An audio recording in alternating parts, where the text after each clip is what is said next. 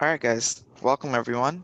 So today we're going to talk about how we can automate a whole pipeline to deploy a Python web app, specifically using Flask, into our AWS EC2 instance. So before we get started with that, let me just start by talking about who I am and the company that I work for. So my name is Anubhav. I am a software developer working at BCloud Ready for the past year. And BCloud Ready is a company that trains corporate clients, and we've had many big name clients that we've trained, including Capital One, Bank of America, Allstate, Ericsson, etc. We also do some tech corporate training as well as some student trainings as well. We will talk about more about that in a bit. But for now, for this specific webinar, you have quite a few prerequisites you must know, well, you don't have to know, we will try to help you and guide you guys and take it as if you guys are complete beginners on everything. But it would help to have some Python Linux knowledge, Python knowledge, IT fundamentals, and cloud knowledge. But once again, even if you don't have any of these knowledge, don't worry about it. We're going to take it slow, and we're going to go through all the steps. So you should be able to do this project. So what's the agenda for today? So first, we're going to create a simple Flask web application that's going to be running on an EC2 instance. We need to automate the process of creating that EC2 instance, as well as automate the process of running the Flask app on that EC2 instance. After doing all this, we should be able to launch our website on the EC2 instance, and all of the steps should be able to be done with just one click of a button. Everything should be able to be running and working perfectly. After that, you guys can feel free to play around with the code and modify it to your own need.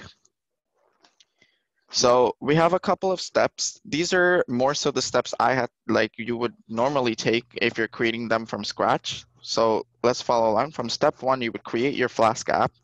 You would push your Flask app to a GitHub repository, and you would ensure that that Flask app works on an EC2 box. You would pull it from your GitHub repository, run it in the EC2 box manually, and make sure it works.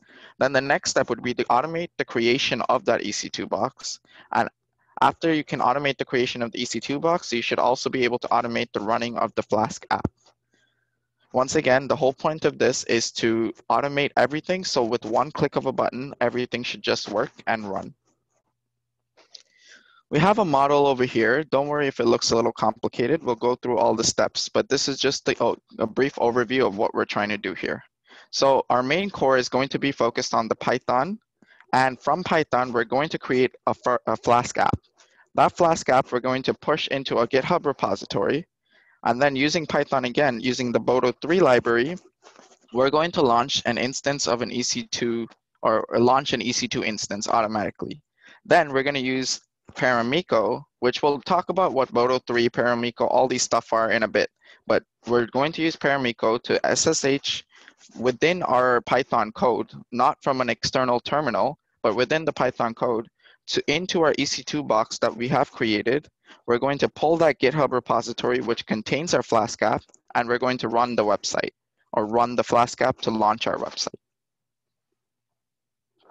So a couple things, you guys obviously need Python downloaded. As well, I'm using Visual Studio Code as the code editor to write all this code. You guys won't have to write the code. I will provide you the link of the GitHub repository in the chat when it comes to that. And yeah, here it is. So let me just quickly put this into the chat for you guys. So go ahead and fork this repository. Let me see the chat.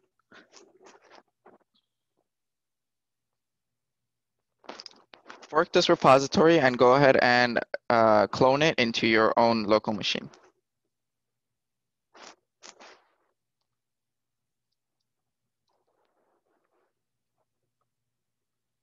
Okay. I'll give you guys about 30 seconds or so in order to do that. I'll wait for a bit.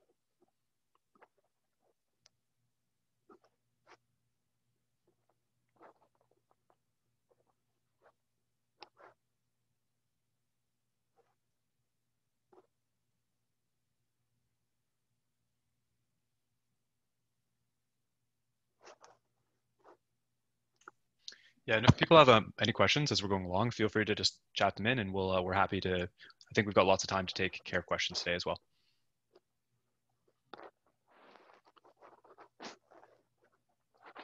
Okay, while that repository is getting cloned, let me go ahead and talk about what Flask is for those of you who don't know. So Flask is a micro web framework which is written in Python, and it was created by this Armin Ronacher in 2004. And it's actually a really popular framework, and it's being used by a lot of companies nowadays as well. And it's even voted the most popular web framework back in 2018.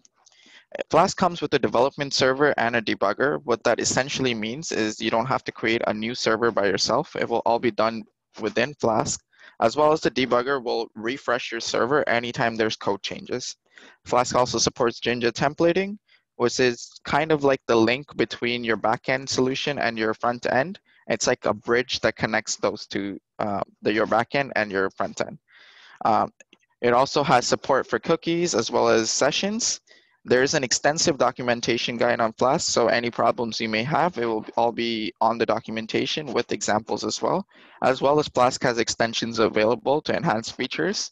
An example I can give of this is, let's say you're trying to run a database. Flask itself doesn't actually come with a database. However, Flask, you can use extensions to install a database, and if you need a database, you should be good to go. So to install Flask, it's really easy. If you guys install Python on Windows, it should already come with the pip package. Pip is basically a package manager for Python. For Mac users, you might need to easy install pip before running pip itself, but it's really as simple as running this command pip install Flask. So to give you guys an example, if I'm inside the repository, I can just write pip install Flask and it should download. For me, I already have Flask installed. Oh, I guess I didn't have Flask installed, but yeah. Oh, okay, yeah, I already had it. So it says requirement already satisfied because I already had Flask installed. So for you guys, you need to enable or install Flask in order to use it. Now we're gonna go ahead and run through or quickly go through the code. So if you guys have cloned the repository, you should be able to go into the Flask app and go to this app.py file. This app.py file is your Flask app. This is the web server that we're trying to make. It's a very simple web server, just so you guys can get an idea of how everything works. I'll just go through this one at a time. So the first thing for any Flask app, you need to import the Flask library and the Flask class, as well as we're importing something called render template. What render template does, basically, it allows your Python application, or this Flask app, you should say, to render any HTML code that you have written. So in this case, I'm rendering home.html, which if you go into your templates folder, you should be able to see this HTML file. And it's a pretty simple HTML file. All it does is it will print a chart of some information. In order to print that chart, I have bootstrapped and I have chart.js enabled as well. This really isn't that important in order for this purpose. Just all you have to know is render template renders HTML files. So moving on, this app.route binds a URL to a specific function. So in this case, we're using the /URL, or what you can call the home URL. And whenever we enter this URL into our browser, it will automatically trigger this following function, which is binded to it. In our case, it's the home function. And the home function will render our home.html web page. Moving on, this part basically is running the app once the program is running, as well as setting the debug to true. The debug to true, if you guys remember what I said before, all it does is it will refresh your web server or your app server, so you don't have to do it yourself whenever you make any changes.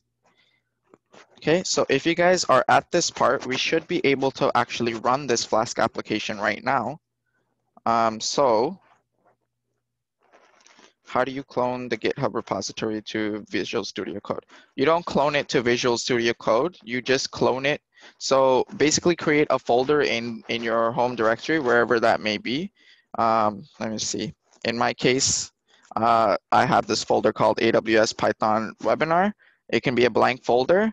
You're gonna open that folder using open folder, and it will be an empty folder. It won't have anything in it. Then you click on this terminal button, open up a new terminal, and then over here, you're just going to write git clone and then the name of the URL that you forked. And that should bring all the files into your Visual Studio Code.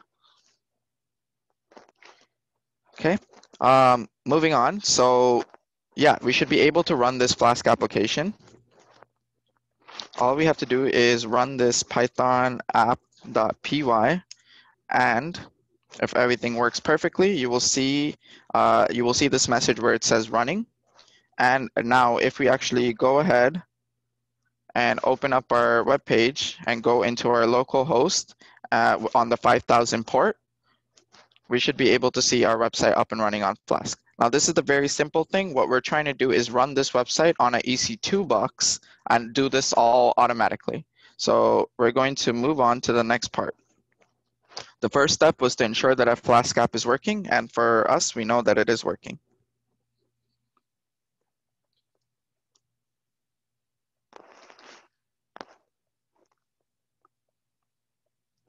Okay, so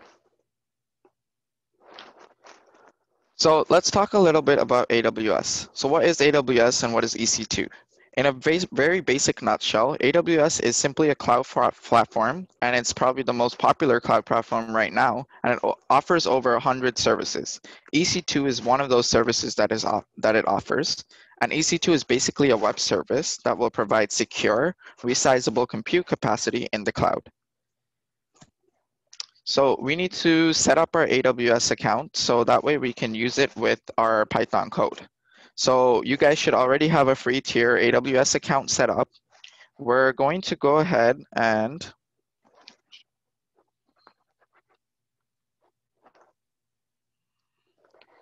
this is my AWS console. We're going to go ahead and into our services, go ahead and search for AIM. Sorry, I forget the name of the service. Give me 1 second. Oh, it's IAM. I had the right letters. IAM. Basically, in here, you guys need to create a user, which I've already done, my Flask demo user. And so over here, you'll have something like create user or add user or something like that. Go ahead and add user, and you're going to give your user a policy called EC2 full access.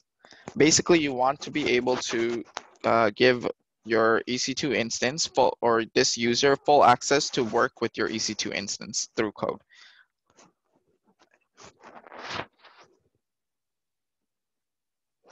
Okay, and you will also be able to have a security file or a key file. You need to be able to download that because we will need this file in the future. So the second step is you're going to go to download this AWS CLI in order to set it up. I'm going to go ahead and put this link into the chat.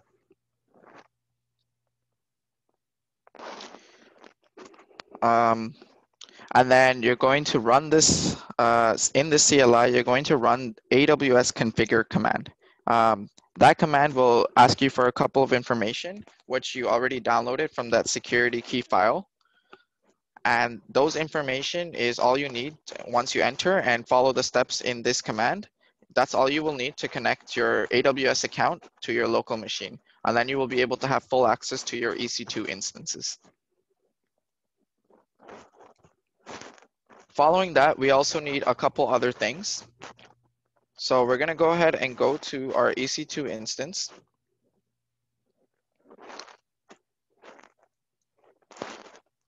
Or the EC2 landing page, I should say.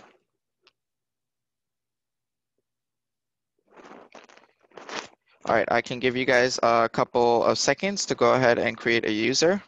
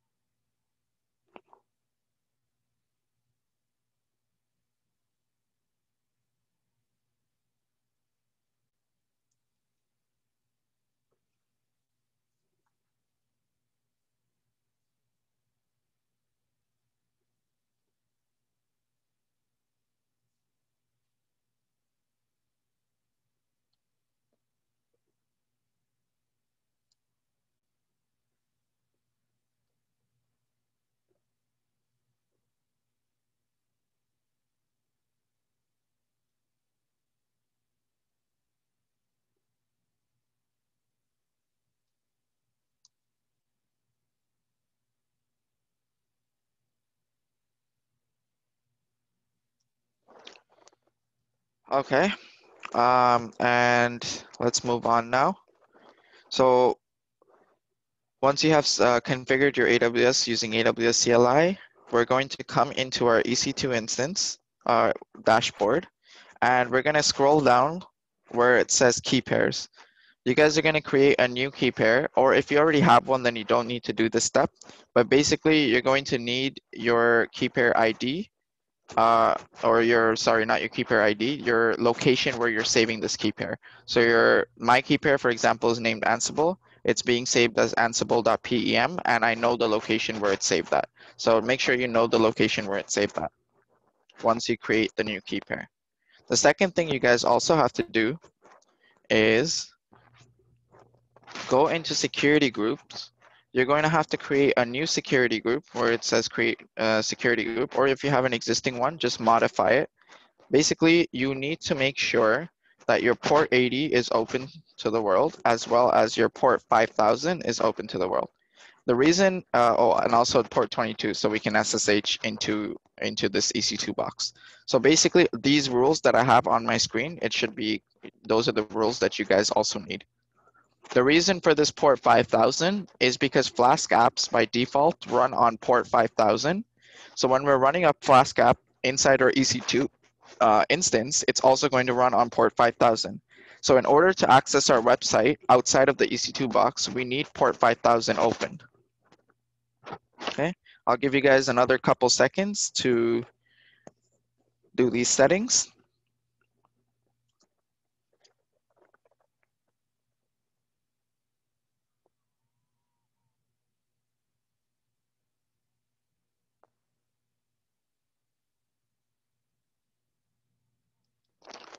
And this webinar is also going to be recorded, so if we're going too fast, don't worry, you can rewatch it again and follow along the steps at your own pace.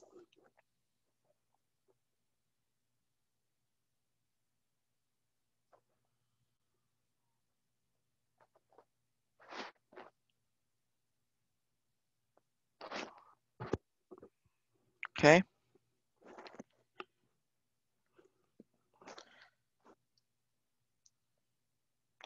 So that's everything you need for setup wise. And once you guys have all that, we need something called Boto 3 in order to connect. So what is Boto 3? Boto 3, or Boto I should say, is an AWS SDK for Python developers. An SDK it's basically like a library that will allow you to connect your Python code into your AWS terminal, basically.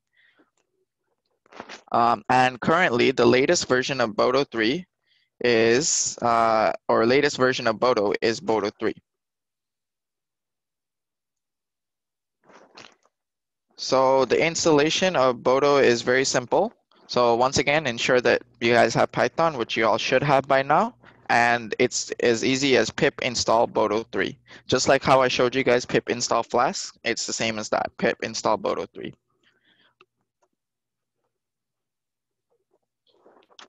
Now, Boto has a couple of, or two different levels of APIs, I should say.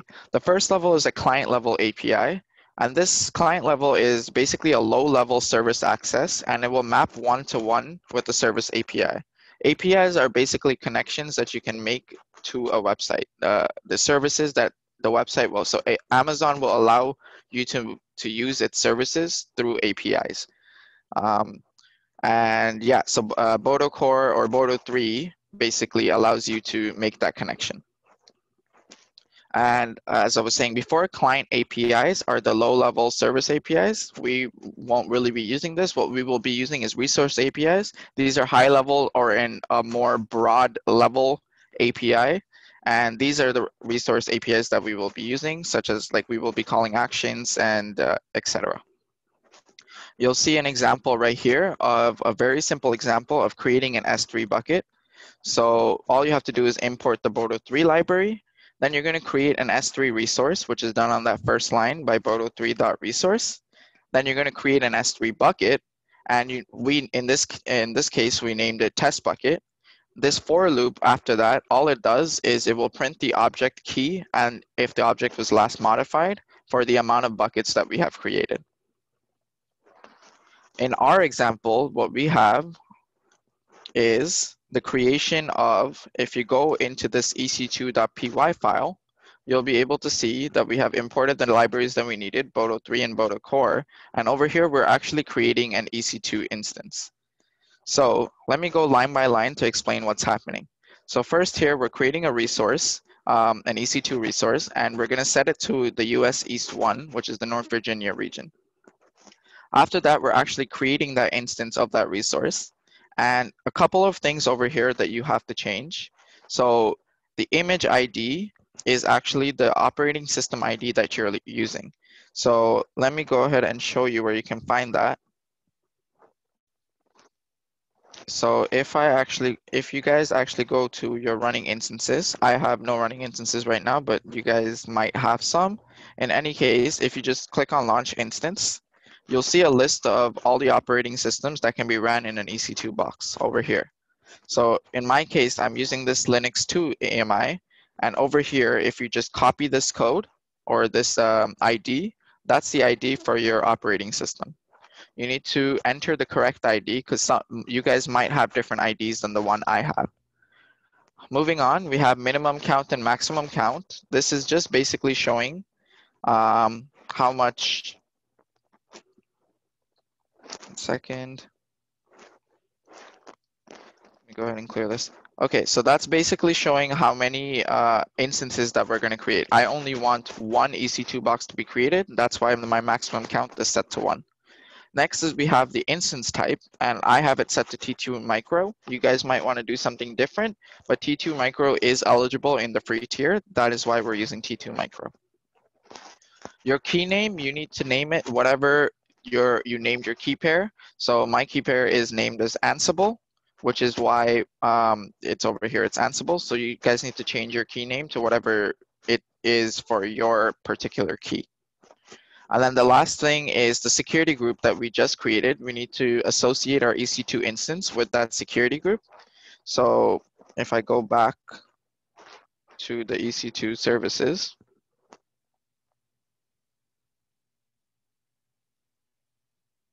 and go into my security group, you should be able to see your security group ID as well. So right here, this is my security group ID, and that's the ID that I have over here. So those are the things that you need to change in order for your code to work. And basically, that's pretty much it. And running this portion of the code will create an EC2 instance on your AWS account, as long as you follow all the other steps that I talked about. Okay, so let's move on to the next step, which we're going to talk about Paramiko. So Paramiko is a pure Python interface, and it's built around SSH networking concepts. So when you think about it from a typical perspective, when you're not automating everything, you need to SSH into your EC2 box. You need to run a lot of commands such as, sudo yum update. You need to download your GitHub or clone your GitHub, all these things. Paramiko actually allows you to do all of these things within Python code itself. So it allows you to SSH into an instance. In our case, we're going to SSH into our EC2 instance, as well as it will allow you to run command prompts within the Python code itself. This is the way we're going to automate the entire thing. So we don't have to SSH within a console. We can just do it through our Python code. Once again, installing Paramiko is super simple. You just have to pip install Paramiko. And then let's take a look at the rest of the code over here. So this is the Paramiko code. First and foremost, we have to import Paramiko.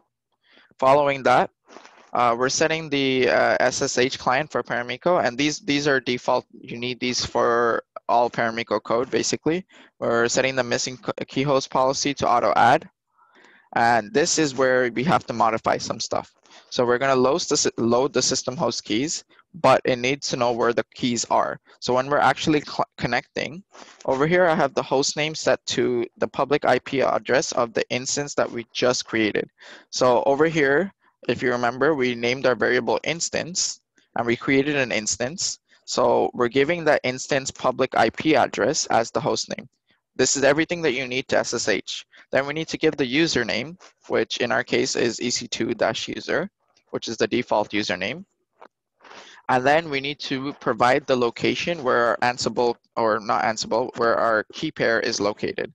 So for me, I provided my location. You guys need to modify it and change this value to where your key pair is located.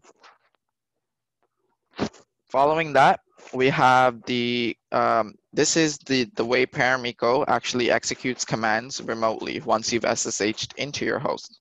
So we're executing the command. We're going to do some installation. We're going to have to install Git as well as clone our GitHub repository in order to run our app. And then the last thing I'm doing is I'm running a shell script. If you take a look at the shell script, all it's doing is installing the packages that we need in order to run our app.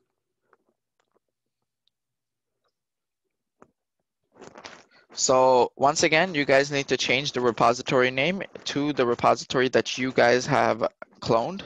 So this value over here must be changed. And then the last thing we're doing is we're simply running our Flask application. So once again, we're executing a command. We're just running our Flask application. And everything should work if we run this piece of code. So I'm going to do a quick review from the very top before I run this code. So once again, we're creating an EC2 instance. We're giving the name or the ID of the operating system that we want to use. We set the max count to 1, so we're only creating 1 instance. We're creating a T2 micro instance. We're providing the key pair name, as well as the security group, which we have created. Following that, once the instance is created, we're going to SSH into our instance. After that, we're going to run a couple of commands. We're going to install Git. We're going to clone our GitHub repository, and we're going to run our shell script, which will install all the packages that we need to run our app. Following that, we're going to simply run the app, and that app should run on port 5000, which we should be able to access outside of our EC2 instance on our normal web page because of the way we set up our security group. So let's go ahead and run this app. So I'm going to do Python ec2.py and see what happens. If you guys remember, in my AWS console, I had no EC2 instances running. And now if I go into my instances, it should have automatically launched an instance. Now this code is going to wait until the instance is up and running, which is this portion right here, where it's going to wait until it's running, and it's going to reload that code before it prints the public IP address.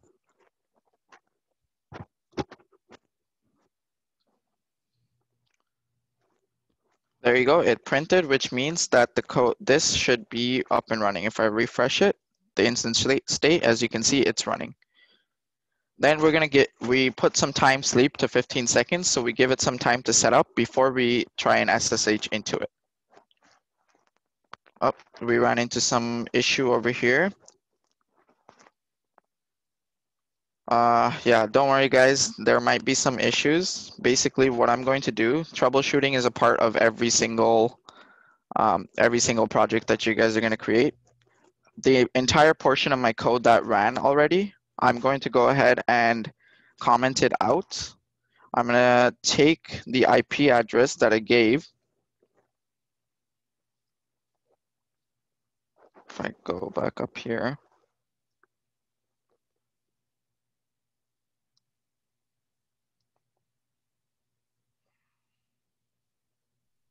You can get it from the console also. Yeah. So I'm going to take that IP address. I'm actually going to just, instead of taking the instance, I'm just going to put the IP address over here. I'm going to try running this again. Sometimes, even if your code is 100% correct, something might go wrong here and there. Troubleshooting is always going to be a key issue whenever you run any code. So it's good to know how to do it. And I'm just going to try running this once again and see if it changes anything. The issue could have been that the EC2 instance wasn't set up and running properly before we tried to connect to the host.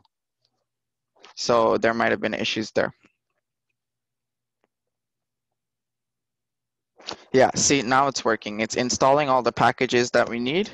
And actually, I think everything is ready and set to go. So if we go into our instance, I already copied the public IP address. So if you go ahead and take your IP address and go into port 5000, yeah, we should be able to see our EC2 instance up and, or our website up and running. That's the entire flow of the project. I'm going to post this IP address for you guys. You should be able to also go ahead, because I know I was going a little fast. You might not have everything set up. In order for you guys to check, you should be able to see that same instance until I shut it down. Okay, so that covers pretty much everything that we wanted to do today.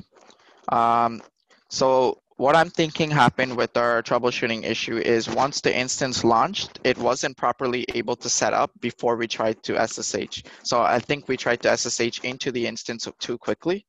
So that's why I just reran the code, but obviously it won't know what the IP address is the second time. So I just manually entered the IP address into it. And doing that, everything worked perfectly fine.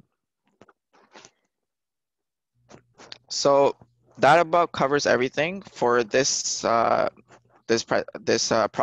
I'm going to be handing it off to Nicholas, and he's going to talk a little bit more about our company. So, Well, thanks, Anu. Yeah, I'll just take 1 second here to share my presentation.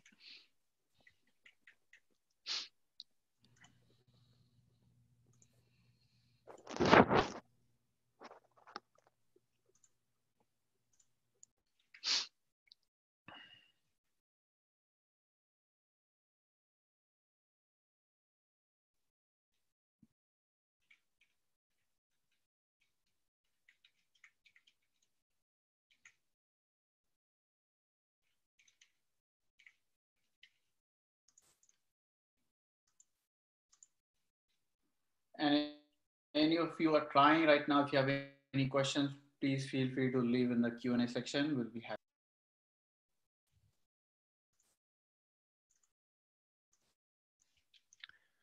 Great, I hope everybody can see my screen here. So yeah, so just going to get set up a little bit more. Thanks so much, Sonu. That was a really good presentation.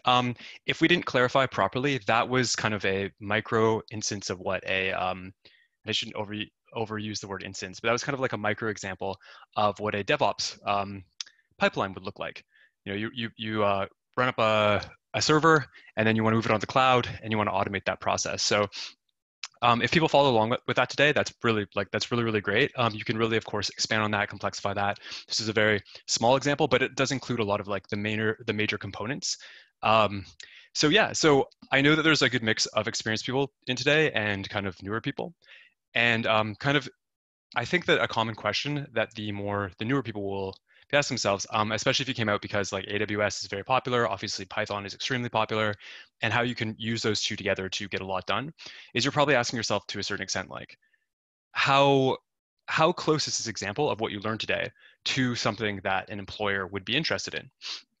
And because that can be one of the hardest parts about the learning journey is that you can come to a demo like this today and you learn something, but unless you're, let's say you have your own startup and you're building your own technology, the big question is, where does this knowledge that you fit into kind of like fit into your ambitions of having a career in tech, making an employer recognize your skills, things like that. So basically, I'm just going to talk a little bit about our journey to become a tech professional program. This is one of the programs that we run through BCloud Ready. As Sunu mentioned, we also do corporate training and we also create products ourselves. So yeah, we kind of run the full gamut of things. But one of the things that we are very proud of is helping people kind of get their start in technology, going from somebody who's like really interested in it, sees that there's a future in it, sees a future for themselves in it, but basically hasn't been able to break into the job market yet. And we've kind of created a program to address people's, to address that need. So I'm just going to, so basically the way that we designed the program is we basically looked at job postings And we're working with Chandon. So Chandon's one of the people that is joining us today. He has 15 years of experience in the field. He is a senior DevOps consultant to some of the biggest banks in Canada. So, he's worked on $10 million projects.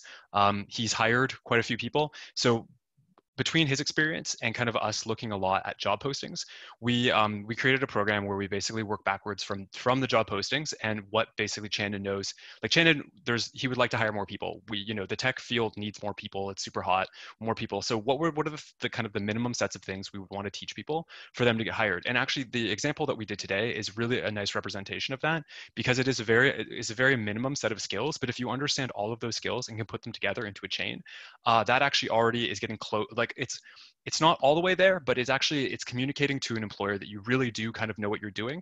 You're not using Python, in isolation to just write some hello world programs.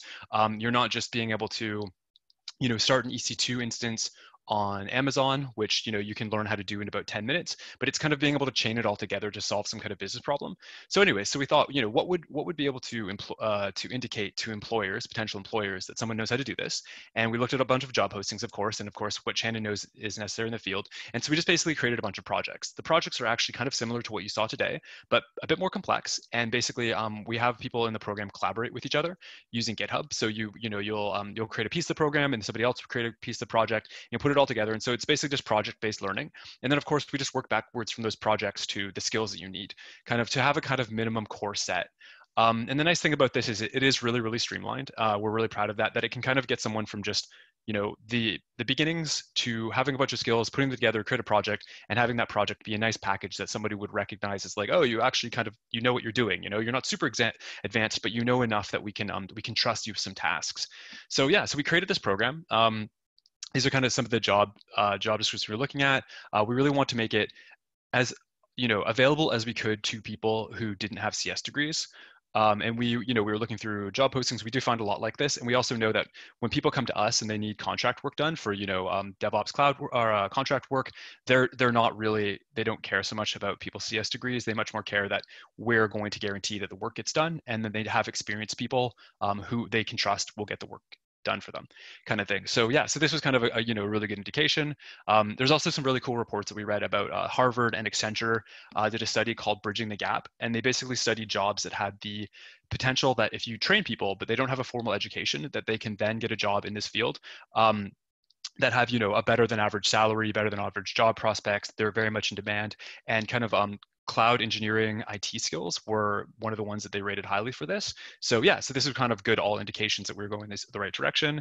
And so basically, we're going to reduce the skills that we want to teach people to like a really core set that will hopefully allow them to go after a whole lot of jobs. We kind of looked at it, and the thing that we really want to indicate here is that I'm not sure if it's on the next slide that So one of the slides, especially if you join us on Wednesday, we kind of go into this in more depth, like what the industry is looking for and how to get people into the industry. But basically, we narrow it down to like 4 kind of key skills that people have to have, and they're not buzzword skills. So that's kind of one of the things. They're kind of perennial skills. They're a lot like what we learned today. Like we learned some cloud today, we learned some automation today, we learned Python today, and it's really how you put those together and be able to address some kind of business need that really is what gets you a job. Whereas if if you're a master of Terraform and you're a master of TensorFlow, but you don't really know what those do or how you would ever solve a business problem with those, even though those are buzzwords to say, that's not what's going to get anybody in the door. And also, if you kind of chase the buzzwords around, you'll only maybe go after like the top end of any one of these job categories, as opposed to being able to have the working knowledge to go after, let's say, all of these different jobs. You know what I mean? Of course, at an entry level. So the way we did the program is you join the program, we teach you until the minute you're ready to start projects. It's very, it's all about the active learning.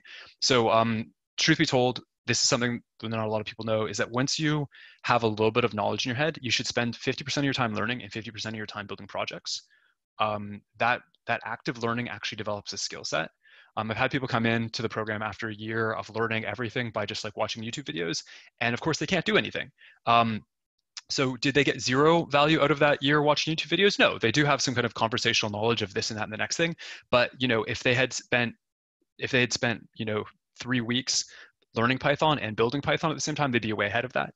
So yeah, so basically in the program, the aim of the program is before we were really trying to teach people how to get to the top end of DevOps. That's where Chandon is, Chandon is like the high end of DevOps. So we had a lot of expertise there to teach people like core, not even core DevOps technologies, but really the cutting edge of like, Kubernetes, Ansible, Terraform, these kind of things, like really on the edge of automation for DevOps. What we ended up finding out is that a lot of people, although they wanted to be on the high end of DevOps, they needed to do some prerequisite steps before they could get there. And a lot of people think they have experience, but the truth of the fact is, like, unless you've worked in tech field, you don't have that experience.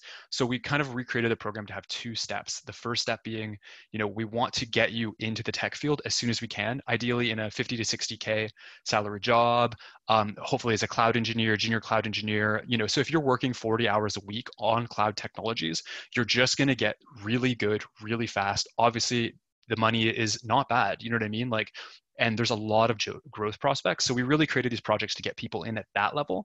And then once you're in at that level, we have all the resources to take you to a job that's like, 80 to 100 plus, no problem. Anybody in the program right now, or anybody in the webinar right now who is at this level already and wants to go to high levels, definitely get in touch with us. Like we have, I'm really proud of our curriculum for getting people, the high end knowledge. So you can go apply for a job that's 120K a year.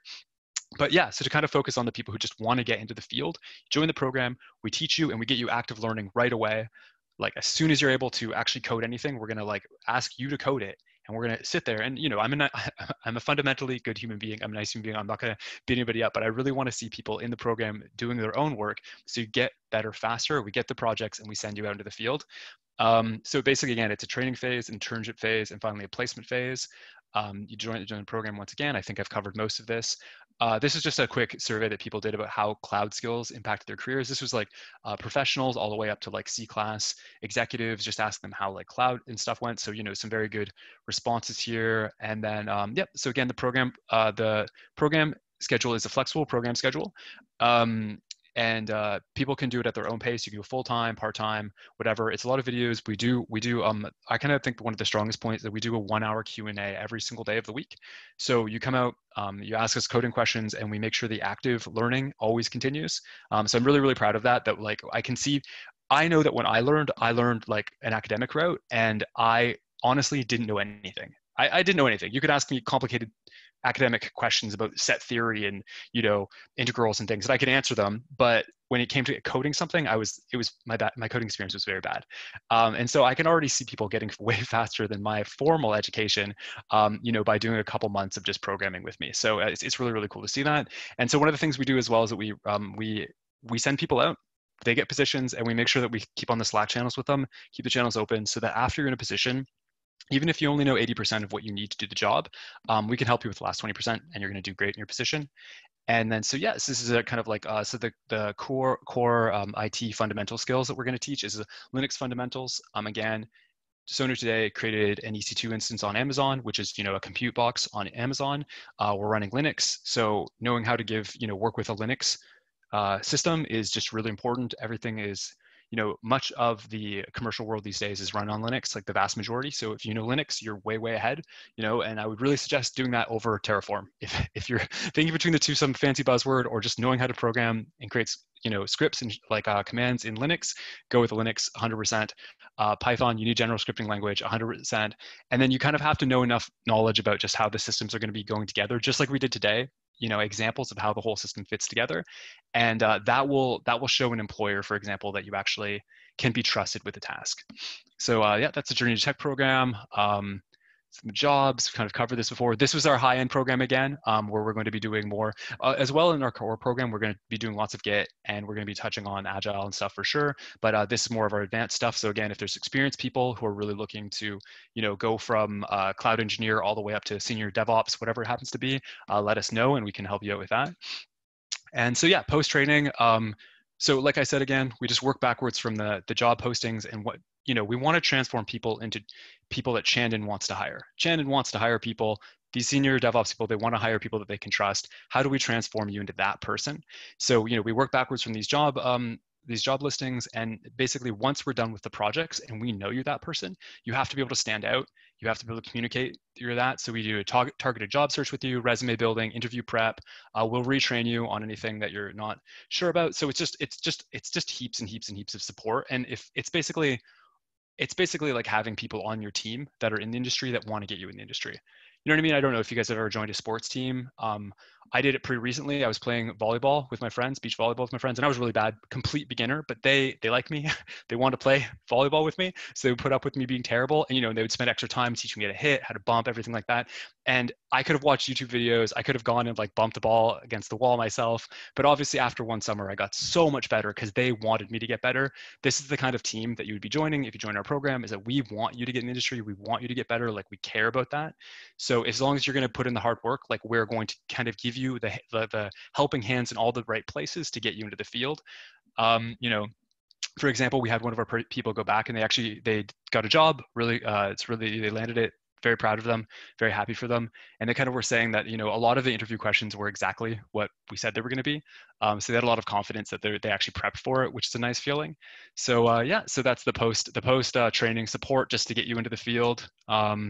Placement phase kind of covered this, and we've had really good results.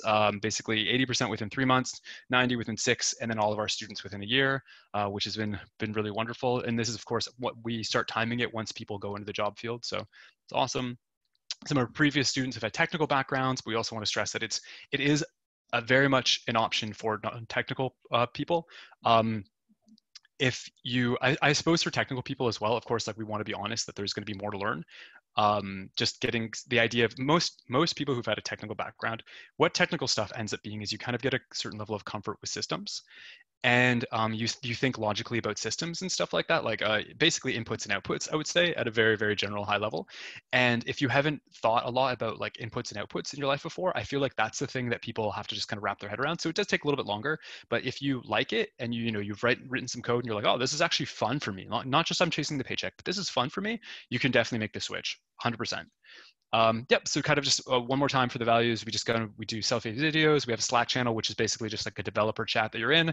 You can always ask your questions there. We do the live classroom series and as well the daily Q&As. That I think is what I like the most, is we have basically office hours or Q&A every day, 12 to 1. Come out, ask our questions, and I'm going to be pretty like, hey, bring me code. I want to see code. Bring out your code every day, and we're going to be very nice about it, and that really helps the ball keep rolling. The internship process, projects and placement services. Once again, we do have a 1-week money back guarantee. So if you join the program, you come out. I know a lot of people, it's like 2 months or a month or whatever. That's if you're only watching videos. This is like, we're going to be doing live stuff with you for an entire week. That's 5 hours of our time that you can come out, just hang out with us, talk to us about the industry, talk to us about the field, ask us coding questions. So 5 hours should be enough time for people to make a decision, we think. You get total access to all of our videos and like quite a lot of our live time too. So yeah, so it's 1 week for that. And then this is again covering it one more time. And so right now, so it used to be $2,000 a month, and right now we're doing it at $500 a month, and it's for 3 months. Before, again, it was for absolute beginners. We were thinking, man, they're really gonna take a long time. But right now we're doing a special where it's just 3 months. So it's $500 a month for 3 months, and you have unlimited access to the program, unlimited help. Like, we're gonna be helping you, unlimited amounts of help until you get a job, basically. It's all these different services all together. It's super hands-on. Like, it's not, you're not gonna be one of 1,000 students at University of Toronto learning off of slides. Like that, in my opinion, speaking from experience, is a terrible use of money. Have people who actually know what your name is and actually care about you getting in there and are willing to spend time and actually have experience.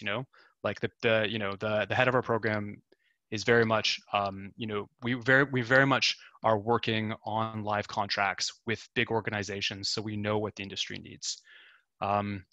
Yeah, that's pretty much it. So we'll just open it up for Q&A right now. I see that there's a whole bunch of questions coming in that was not getting to live time because I was talking. Let me see if I can bring up the chat here for myself. There we go. I hope the other mods have been answering it to a certain extent. But yeah, so we can just open it up for Q&As. I see there's a whole bunch of questions here. Let's see.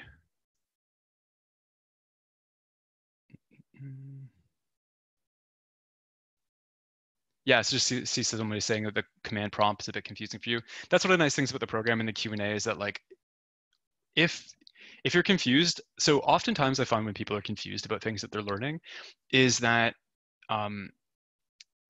there's actually a really good study on this. So basically, if you're confused about something and you sort that confusion out, generally sorting that confusion out doesn't take very long. It can just be one question and one answer. It can be a 5-minute thing, 10-minute thing tops. So somebody's saying that they're confused a bit about the command prompt.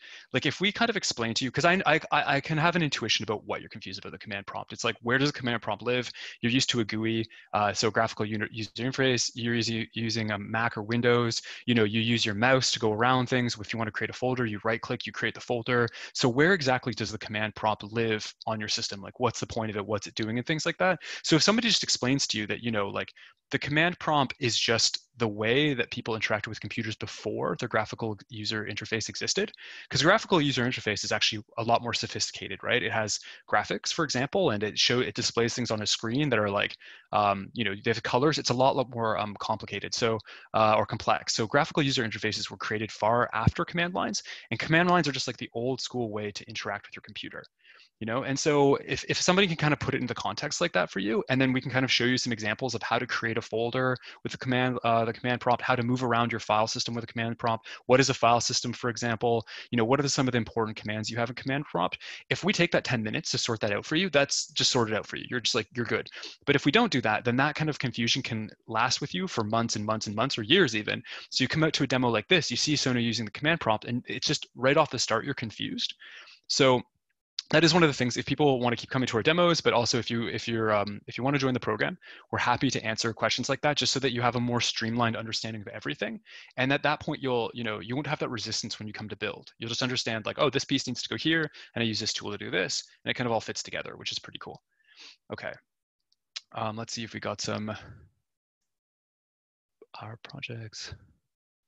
Yeah, so experience, that's a really, really good question. So kind of a couple things I can say about having experience is that, let's see. So basically, projects are going to be experience. In a lot of ways, these are going to be smaller parts of commercial projects that people will actually pay for. So showing that you worked on a project that had a lot of aspects that are important, like commercial aspects. So for example, if your project is you created a calculator in Python, that's not a commercial project, right? Nobody, like, calculators have been solved for years. It shows that you understand some Python, but that's not going to be considered experience. That's going to be considered education.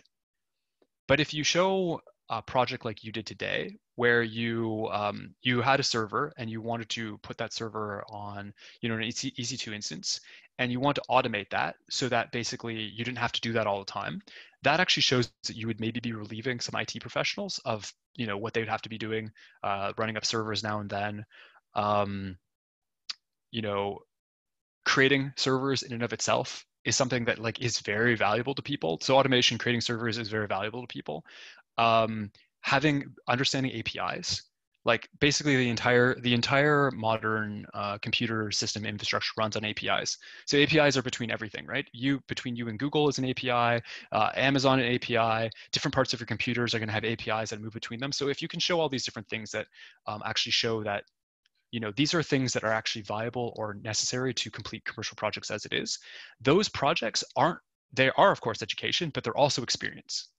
Another part of experience is often having really good references, right? So somebody says, hey, can this guy get the job done? And if we've seen you work and we've worked with you and we know that you've done projects, we can give you a really good reference, right? Another thing is Git. So Sona was sharing his code with Git today.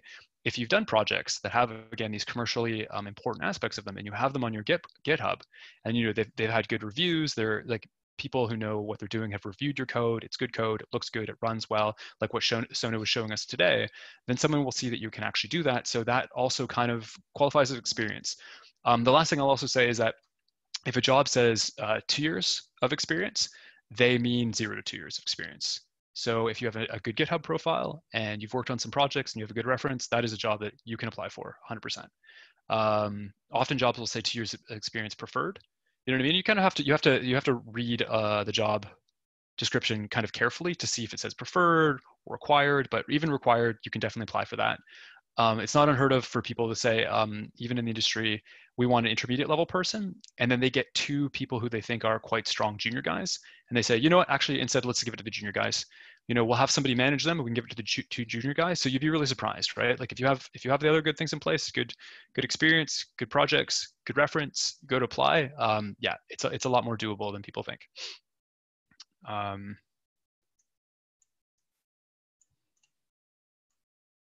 What other questions do we have here?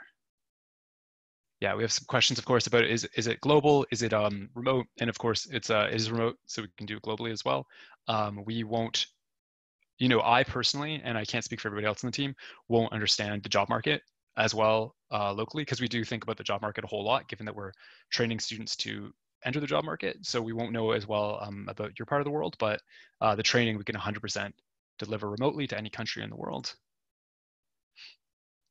Can you review slides with the reduced fees, please? Yeah, for sure. So basically, when we started off our program, our program at the start was aimed at people who were more experienced, and we were working with people who were already established in the industry, and it was $2,000 a month, and it was very live, and it was very hands-on. And we did a lot of teaching and so this stuff, I'm actually not a senior DevOps guy at all, be completely honest about that, but Shannon is. And we'd also have other instructors that would be senior DevOps guys, basically teaching DevOps people how to learn the skills of senior people. And that was $2,000 a month, and that was a very niche and a very advanced program. We want to make this much more available to people who want to get into the tech field. You know what I mean? And that could include people who maybe don't have that much money, or because if you're already working in tech, you have a good amount of income for sure. But maybe you want to get into it, you don't have as much money as the other people in tech, and so yeah, and we know that the need is just there. And so at the end of the day, we were able to streamline our offering a lot more and make a lot more sense for both parties. So now we're at we can do $500 a month, and instead of see, they have the asterisk there for 6 months of training. It's just 3 now. So the total program cost is $500 a month for 3 months. Then you get unlimited access to it. We've got your back until you get a job, and yeah, it's just $1,500. So yeah, that's our current reduced training fee. We are not at capacity right now, but if we do reach capacity, we will probably shut down our recruitment for a while, because again, this isn't University of Toronto where you have 1,000 people in a class kind of thing. This is like, we actually need to see that you're progressing, and we care to see that you're progressing. So if we get too many students and we don't feel like we can keep the quality up, then we will shut it down for a while. So if you're thinking about joining the program, please do. We'd love to have you join us, and yeah, we'd hate to have you miss out as well, of course. So, okay, let's see. I'm getting another question here. Which experience students registered for 3 months? So I'm getting a question. What's your experience with students registered for 3 months part-time with it?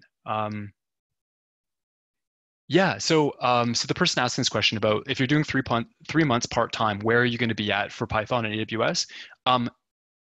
It does range. I'll be completely honest, it does range.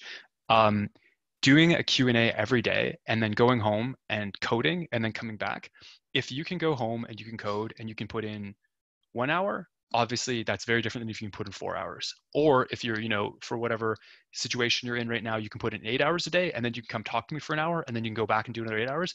Obviously, I would say that's not even going to be linear. It's not going to be, that it's 4 hours is not going to be as good as, it's not going to be 4 times better than 1 hour. It's going to be something like maybe 6 times, because, you kind of get a compounding effect the more time you can put in. So 3 months in and of itself is yeah, it's probably not the right estimate of time. I would say that if you can do maybe 4 hours, if you can do 4 hours a day and then come out consistently and talk to me for 1 hour, maybe even 3 and talk to me for 1 hour, and you can do that for 3 months straight, you will be coding in Python, and we'll make sure that you understand AWS enough to do at least the demo we did today. I'm very, very confident of that. Yeah, I hope that answers your question. That would be, and those would be absolute minimums. I wouldn't be surprised if everything I just said could be done. If you're doing it at that rate and it was going at a good rate, I would say that you could probably do everything I just said in 1 month. And then we could start building, build out all the other things. So one of the things we didn't touch on today was databases. You obviously have to know, because basically the modern architecture is that, there's going to be a client and they're going to ask a server for some information, and that server is then going to go to a database and get some information, and then take the information and do something with it, and then give it back to the client, right? So the kind of the three pieces that we need. So what we did today is we created a server, and then we created that server in the cloud so that we're not, we don't have to run on our local PCs, and so then we would probably still need to touch, we definitely still need to touch on a lot of things, one of which is including databases. But yeah, I'd say that everything I just said there, just that would be like, and I don't want to, everybody learns at a different rate, so there's also that to include. But I would say that you could probably do everything we learned today and have a good, solid working understanding what's going on and be able to do it yourself in 1 to 2 months. And then we could add on the other stuff on top of that, even if you're part-time. If you're full-time, then I don't even know. You get even stronger compounding effects too. I'd say people who just like eat and sleep and breathe code, they're going to, it's going to be the fastest. But yeah,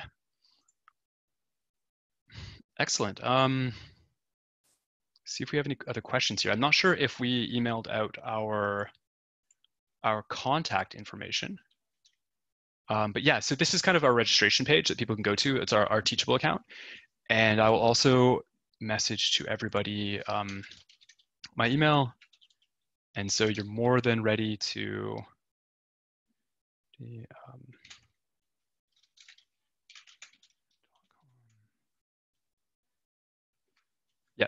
So we just messaged out kind of our landing page and our registration page, which shows a lot of the video curriculum.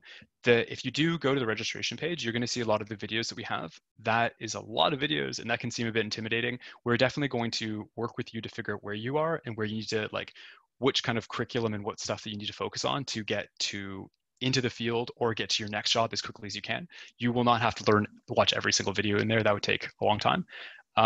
Yeah, and as well, if you want to set up a phone call or something with me, and we can talk about if the program's a good fit for you and where you're at, what your experience is, how quickly you think you could do things, yep, feel free to email me and we can set something up.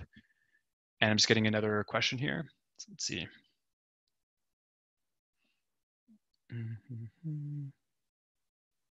Yeah, so I'm a self-taught web developer and I'm moving towards using AWS services. I've deployed a few EC2 instances and have hands-on with other services like S3. Is the program a good fit, or is it a good program for me? Yeah, absolutely, absolutely. You have a kind of a working knowledge of like the client-server architecture to a certain extent, maybe not the theoretical level, but you've done some front end. I think see maybe the writing on the wall, the direction things are going in. So you want to do more cloud, more AWS. I think this would be a really, really good program for you. I think that all of the experience that you'd bring into the program would help you learn faster. So, you wouldn't be starting at square one. And so starting at square one is no problem, but of course, all your previous experience is going to be helpful for you. And no doubt you probably got more of today understanding kind of like understanding what you do coming in. So yeah, you should, if you like, set up a call with me and we can talk about like your learning goals and everything, but it would be just a really good fit for you, for sure. Can we get a link of today's video? Yeah, for sure. So we've had a whole bunch of people asking about links for today's video, and we are going to, what we have to do, of course, we've got to save it. Then we're going to put it on some video hosting platform, probably like YouTube, and then we can send it the link. So it'll probably take us, a little while, probably by end of workday or something like that. We'll have an email to send it to everybody. Yeah, so we'll get our contact information and everything in there as well. Any more questions? This is a really, really good group today. I'm guessing that either AWS is something people are really interested in, which is wonderful because AWS is very important, or lunchtime sessions are better for everybody, but we've had like a record turnout, so this is really great. Yeah.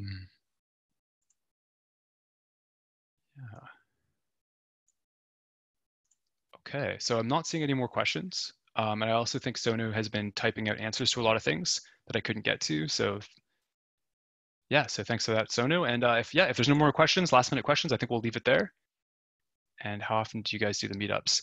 So we do a lot of meetups actually. We right now I'm deep into a project, but I used to be doing a introduction to Python and introduction to like machine learning with TensorFlow on Mondays. And I think that if you look at our meetup page, we have 3. I think on average we do about 3, sometimes as many as 5 per week. So yeah, we're super active.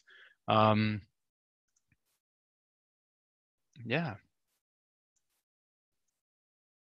And I see some familiar faces as well, people that come out all the time. So thank you for always joining us and for the questions.